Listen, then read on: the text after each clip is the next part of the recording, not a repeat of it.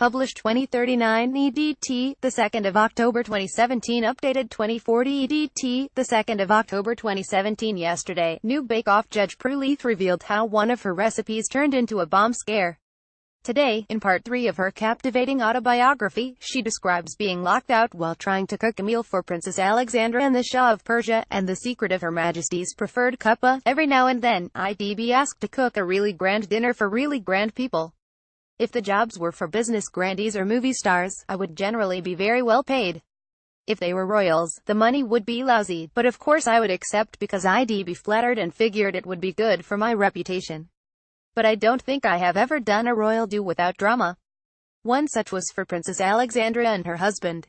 She was entertaining the Shah of Persia at her home, Thatched House Lodge, in Richmond Park, for supper after the opera, and I had time to kill.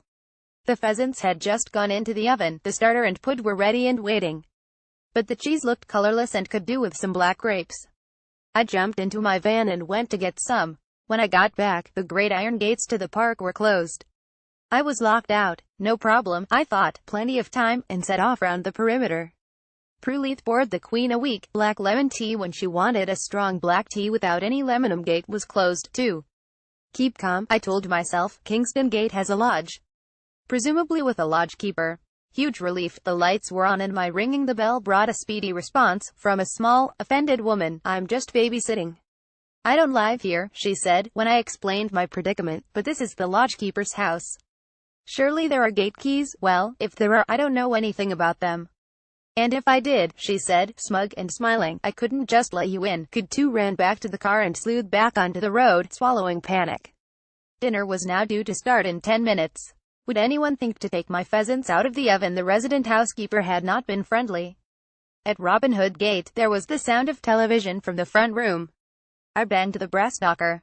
Nothing. I stepped into the flower bed and banged on the sitting room window. The curtain flipped open and a man, bearded and angry, mouthed silently at me through the glass. Then, the front door opened and he was shouting, "Them's my petunias you're standing on." What the hell do you think? He made to close the door. I stuck my foot into it. He banged the door on it. Ow, that hurt, I yelped, hopping up and down and trying to keep my leg in the door. Look, I'm really sorry about the petunias, but you've got to help me. I have to get into the park. I'm cooking Princess Alexandra's dinner, and she's got the Shah of Persia with her. Princess Alexandra, the Shah of Persia. His mouth curled. Finktoffs. For a second, I thought he was going to clock me one, but he just slammed the door shut. I'd been close to tears when I'd arrived at his door. Now I was just furious. My foot hurt, and I'd had enough of uncooperative lodgekeepers. I shouted through the letterbox, if you've got a problem with royalty, why the hell are you a gatekeeper in a royal park, and why take it out on me? Hard at work, Prue in the 70s, seem only the cook, comrade. And I'll lose my job if you are too bloody-minded to help. How about some solidarity for the bleeding worker? He heard the door open, and thought, God, he's going to clobber me. I started to run down the path. He called after me, I don't have a key, lady. The police have them. Ring the cops. I swung round. Oh, thank you. Could I use your telephone? This was the pre-mobile phone era. The sneer returned. Don't push your luck, lady. There's a box over there. The phone box had an emergency phone connected to the park police. Thank God, I thought, and lifted the handset.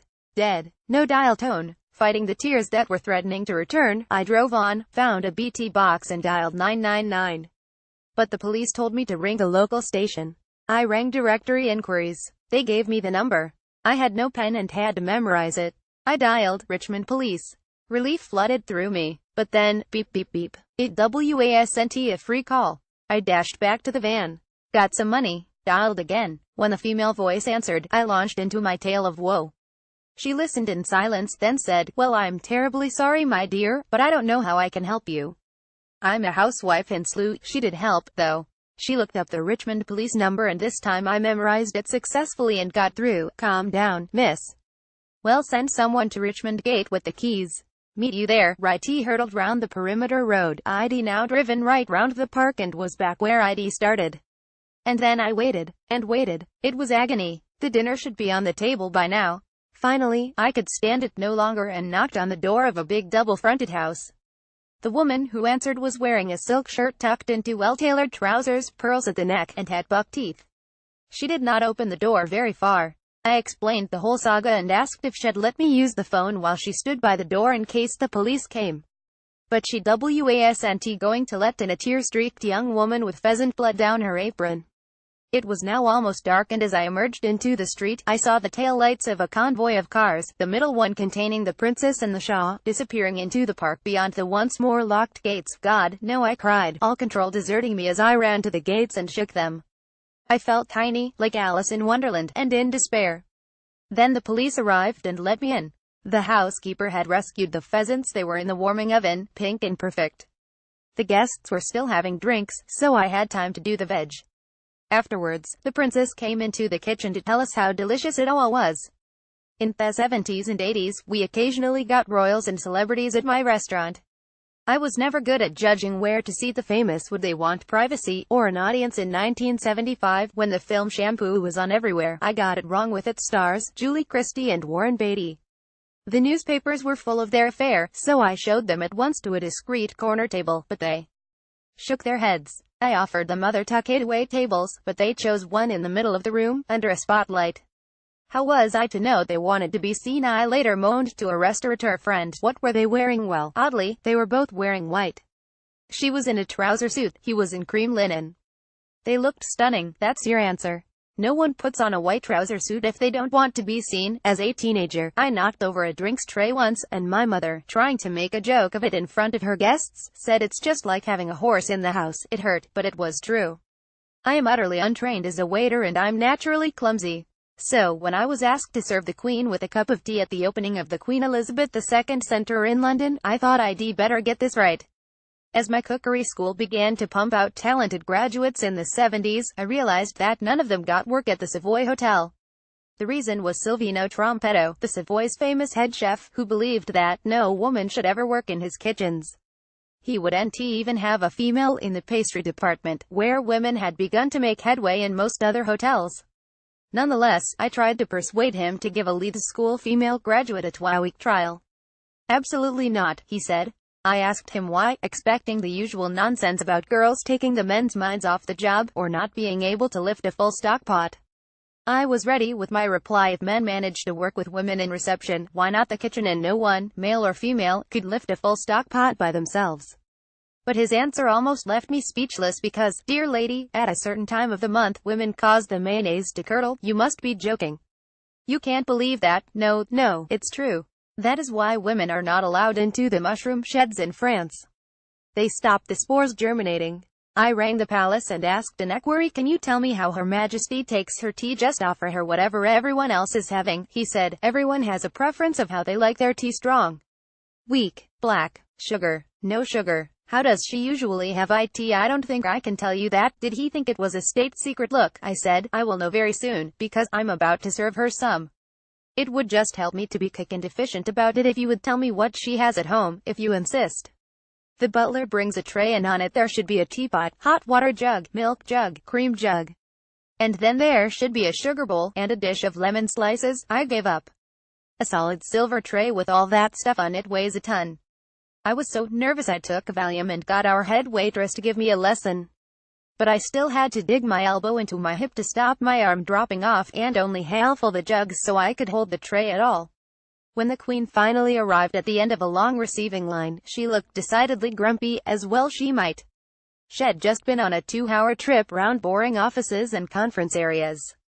And the cabinet minister doing the honors had got a list with the guests in reverse order, and it wasn't until he was halfway down the line that someone had the courage to tell him he was getting the names wrong. The Queen nobly insisted on starting again. She must have been gasping for a cuppa. Black or white, ma'am? I said, remembering to say ma'am to rhyme with jam. Black, please. I picked up a lemon slice with a cocktail stick, put it in the cup and started to pour tea into it. No lemon, thank you. I fished the lemon out with the stick. But where to put it? No little saucer for these eventualities. So I put it, splat down on the white tray cloth. Not a pretty sight. I then topped up Her Majesty's cuppa with water, thinking that people who like black tea usually like it weak. No water, she said.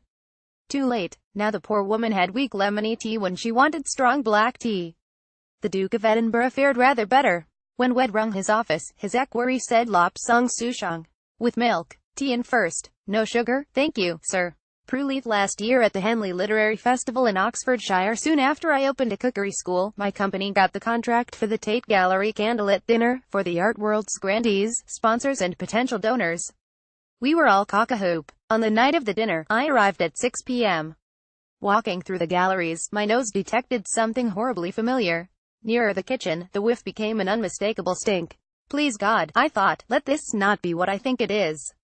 But it was. The mussel velouté, made with fresh mussels, fish stock, white wine and cream, was fermenting. I grabbed the chef's sleeve. The soup's off, I hissed. It stinks to high heaven. I decided against sacking the guy just before the dinner. Look, chef, I said, you get on with the rest of the dinner. I'll come back with more soup. Somehow, no point going back to our catering business in the city, the cooks would have left. No good going to our restaurant, the chefs would be too busy. I could go to the new cookery school, which had no evening classes on a Friday. I'd somehow make 70 pints of soup in 40 minutes and get back to the Tate by 7:45. At the school, I told the principal to bring any teachers she could get hold of. Ask them to bring anything white they can get, soup in cans, cream cheese, cream, anything at all. Then I rang the restaurant and asked them to send in a taxi as much white stock, white sauce, cheese sauce and cream as they could spare. I went to Panzer's, the deli next door, and bought them out of cream of artichoke soup, mussel soup, fishy swaz, cream of onion soup and cream cheese. We put everything we had into 2 big pots. We didn't cook a thing, just whisked it all together. I drove back to the Tate, getting there in time for the soup to be scooped into silver soup tureens. A handful of chopped herbs on top, and the waiters sailed into the galleries, heads held high. I had a letter from the Tate congratulating us on a superb dinner, and singling out the soup as unctuous and delicious, extracted from Relish My Life on a Plate by Prue Leith, published on Thursday by Quercus, £20, copyright Prue Leith 2012-2017. To order a copy for £16, 20% discount, visit mailshop.co.uk books or call 0844-571-0640. PP is free on orders over £15. Offer valid until October 13, 2017.